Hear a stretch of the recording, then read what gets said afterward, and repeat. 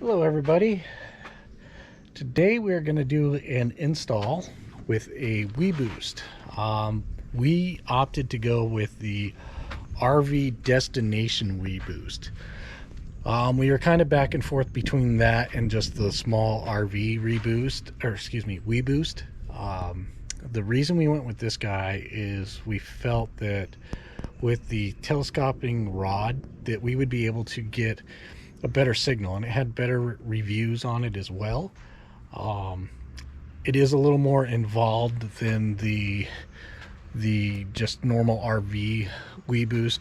That one just mounts to your ladder. This guy here will mount to two claps that mount on the side of your RV that have a 3M adhesive, but it's not really a big deal. You know, you still have to pull down the rod when you move. It's just an extra step as you're traveling. So what I will do now is we will take and open this guy up. I did kind of pop it already, but I want to do the rest of the unboxing for you. So as you can see, it's a fairly good sized box. It's about a 6-foot box or so. I'll just kind of show you the RV boost signal, and this is the second one. We did order this off of Amazon. We'll have a link in the description. This is the second time we've had to get this. The first one we got was obviously opened, and when we opened this guy up, all of these components were all loose. So not only was it delivered, but it was also used. It was very obvious use, so keep that in mind. So first of all, we have the expansion telescoping pole here, and then each box has a label on what it is. So we're going to use the pole first, and then this box here is going to be the wall mount brackets and the ground base, the base unit for the pole. Then we have some coax in here. We have the booster and the power supply, the inside antenna, the outside antenna, and then here's some inline fuse holders and some more coax. There's also, and this one here has a flat coax, but I'll be honest, we probably won't use that. I'm planning on coming in through the back of the slide, just kind of in the corner of the slide, so it won't be any different. So without further ado, I'll show you where we're going to mount it, and next stage is we'll show you how to mount this guy. So your instruction manual will be in this box here, the booster, mounting bracket, and power supply. It's going to be in this little bag here. It's going to have this guy as well as this guy and some Velcro. So you've got two different boxes of coax. You have this guy here, which has two 15-foot coaxes, and then you got this guy here, which has got a 30-foot plus your flat quote entry. We're going to use the 30-foot because that's going to be, you know, if you're able to extend high. So that's what this guy looks like. Here's your flat entry cable. That's basically if you're going to run it through a window, that you can still close the window, open and close that guy. We won't be using that application, but we're still going to keep that guy because down the road you never know. So this guy here is going to connect to the top of your outside antenna, and then this is what you're going to wire to go into your unit. Okay, so we are going to mount this on the side of our 390. We kind of are limited because of windows and side storage, but we opted to mount it right here. So it'll be on the back side of the the living room slide. The reason I pushed the slide in is because I want to make sure that I can put my mounting brackets here, and just in case that this slide, like if we're ever at a harvest host or something, or rest area that this slide is in, that we could still utilize this. The chances of that happening are probably pretty slim, but I still wanted to have that available. So I pushed the slide in just so that I know that I can mount that guy. So we'll mount it here, and I'll show you. I'll have Beth hold this as I mount these guys up. It's pretty simple. Here is the pole that, as you can see, is telescoping, and here are the side brackets that are going to go into the brackets that we're going to mount onto the side of the camper. They're super easy. They are a 3M adhesive, so there's no drilling. You're just going to stick them on there. Okay, so the first thing I did is I kind of set this up to where I want to have these little brackets here. You've got two brackets, one at the top, one at the bottom. You're going to want to kind of stamp this in. The post will just sit inside of that base unit about an inch. You'll want to tap it down so that you get full insertion of that base. Next thing I'm going to do is I have a tape measure here. I'm going to measure off from the side of my slide out about an inch. That will still leave this guy, and then what I'll do is I'll go up top and I'll move that guy in an inch, or an inch off of. So what we're going to do is we're going to kind of pull our backing off here enough to where I can still grab this guy, and I'm going to come in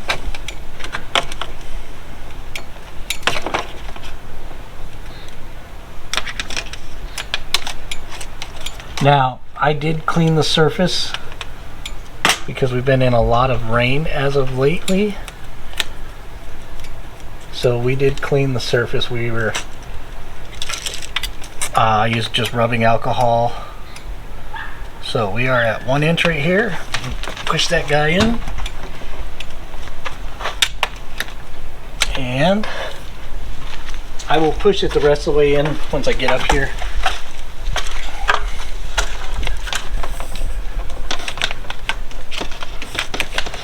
For any of you guys that follow our channel, you know that pretty much every place we go it rains. So for him to say that he cleaned it because of rain is par for the course with us here lately. Yeah, we have been getting a lot of rain lately. And this guy up here is going to be more of just a stability.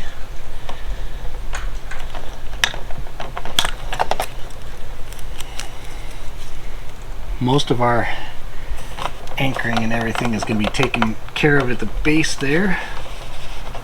And these are the same, the top and the bottom bracket are the same.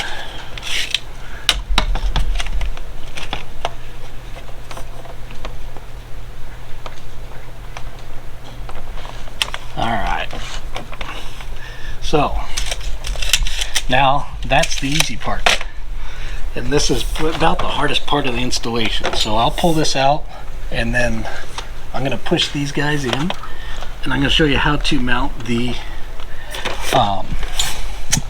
and these are just a twist and lock. So what we'll do is we'll untwist this guy and slide it down,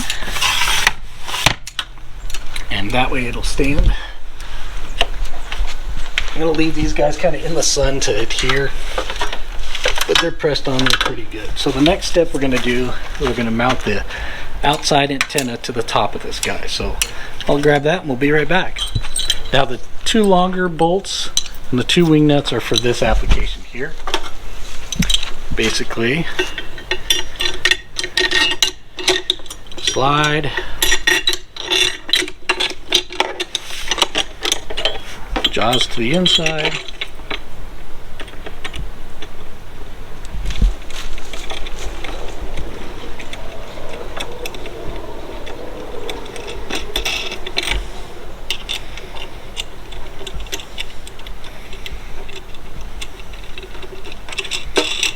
okay.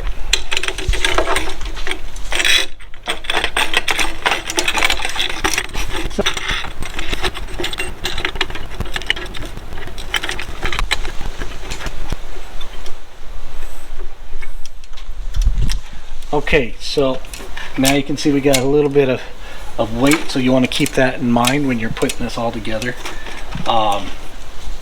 They are pretty long-winded, as you can see, so They are the same Allens as these guys, hex as those.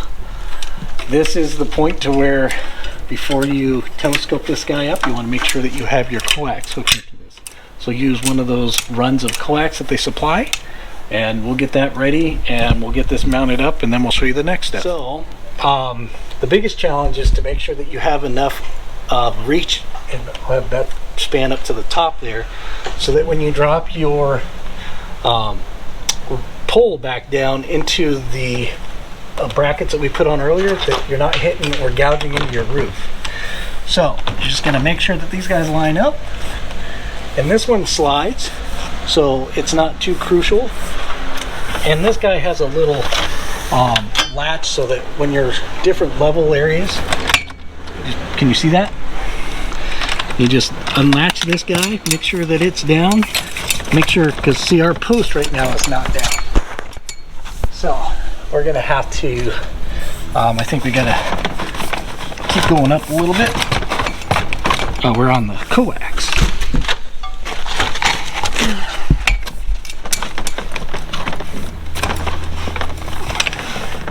Okay, so we're gonna spin this around. It's gonna tighten in place. So this little latch here is gonna come in, lock in here, and then there's this little pin here. That pin is going to go in this whole little hole that's right here, and that is just to lock this bracket in place, and that's it. So now that is secure.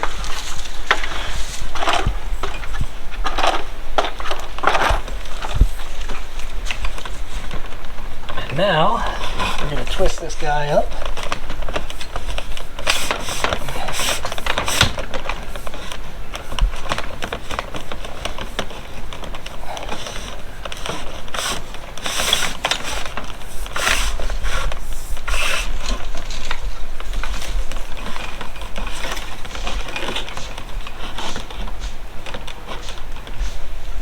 Like so.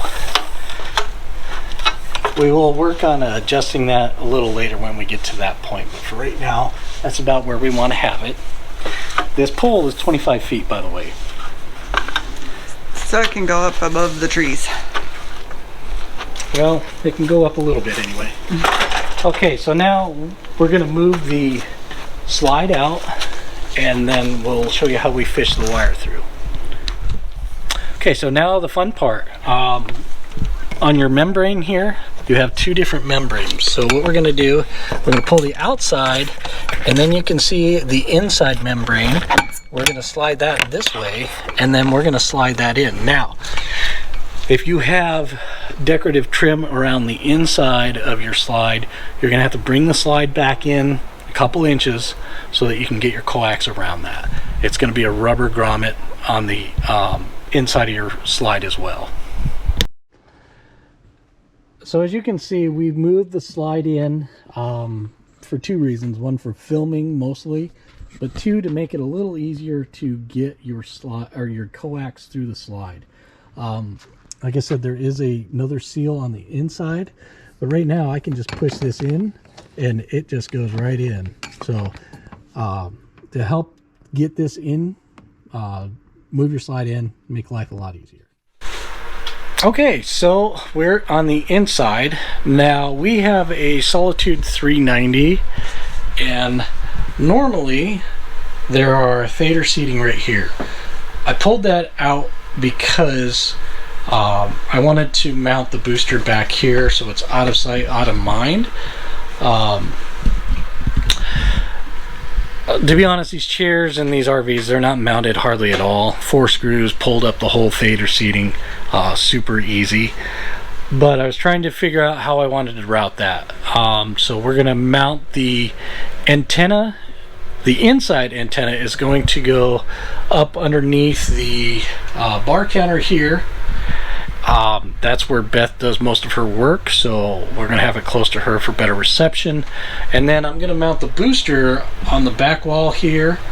I ran all of the coax through here, and basically I had to decide, was it easier to run coax inside and unhook the booster every time, or would it be easier just to unhook the coax from outside when we tear that down? Granted, it is 30 feet of coax, but that is the route that I'm going to go. I might put the splitter down here, but as we kind of figure out final placement, we'll show you what we decide to do.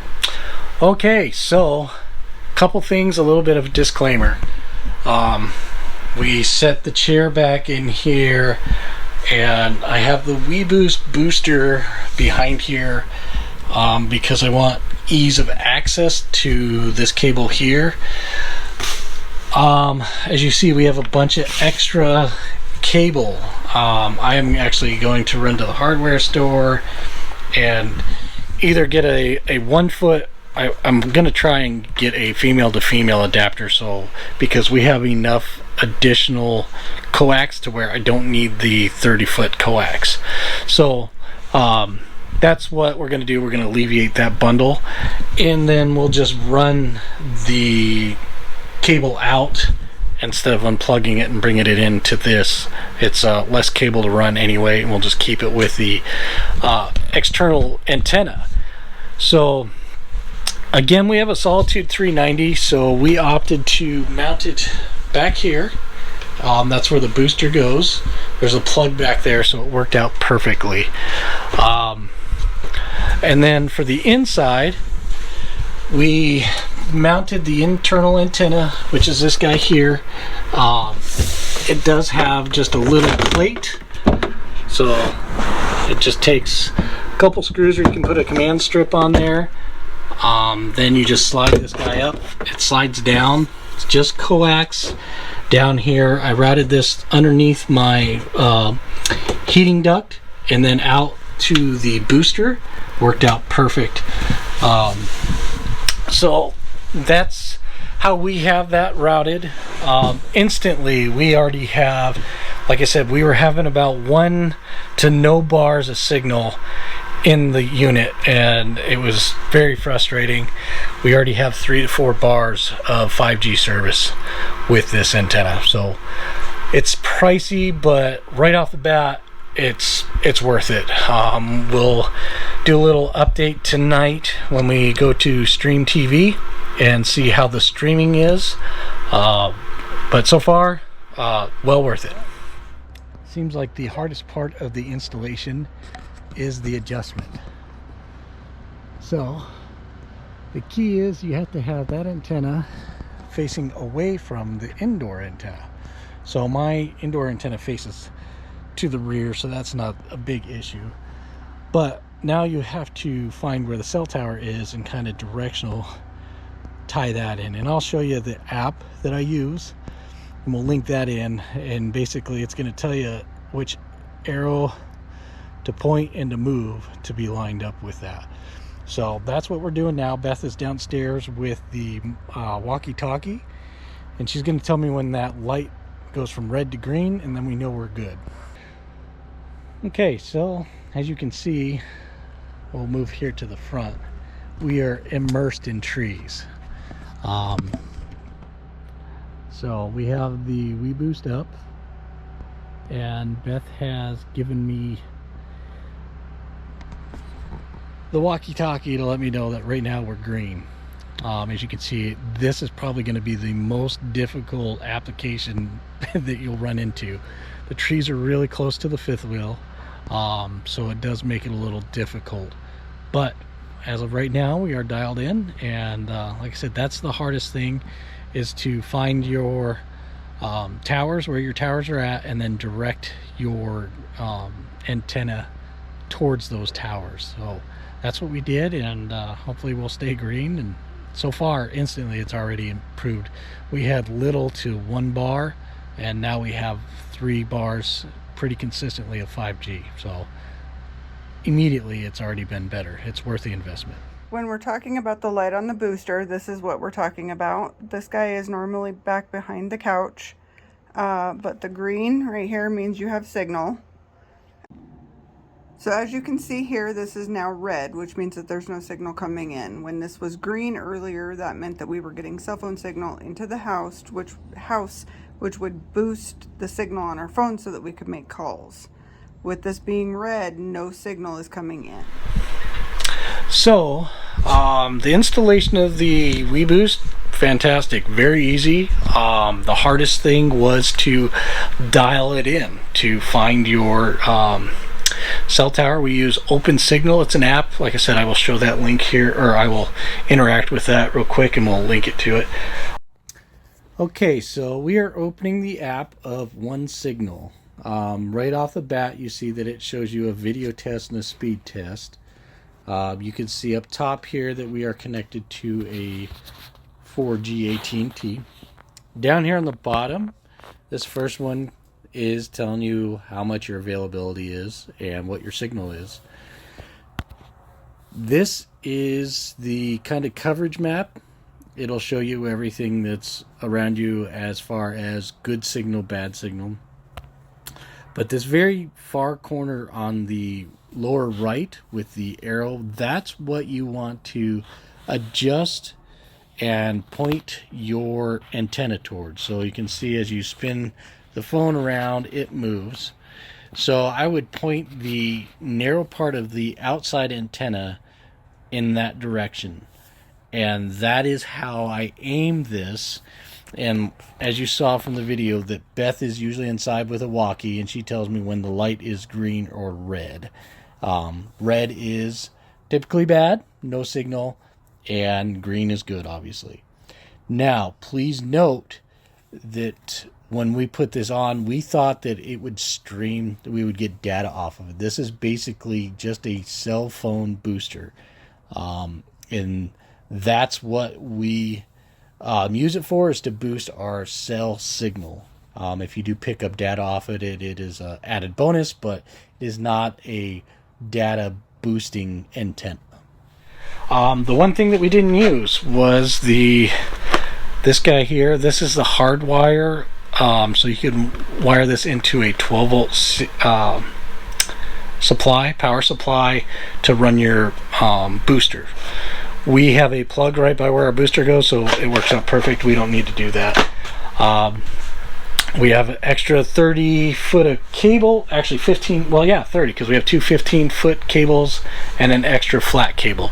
Only thing I did need to get was a female to female RG6 coax. So if you need any other additional coax, which you shouldn't, but if you do, you'll need RG6. Other than that, it was fantastic. It's an easy install, and like I said, we'll have the link down in the description there. Very little tools needed. Basically, a cordless drill is all you really need to do the install on this guy. If you happen to need anything additionally, I really don't think you will. We have extra coax. I gave plenty of that. So again, we appreciate you guys tuning in. If you have any questions or any comments, please shoot them down in that comment section. We get back to you as soon as we see them. Give us a thumbs up, and don't forget to hit that bell, and you'll know when we get videos out every week. All right, thanks guys, appreciate it, and we'll see you next week.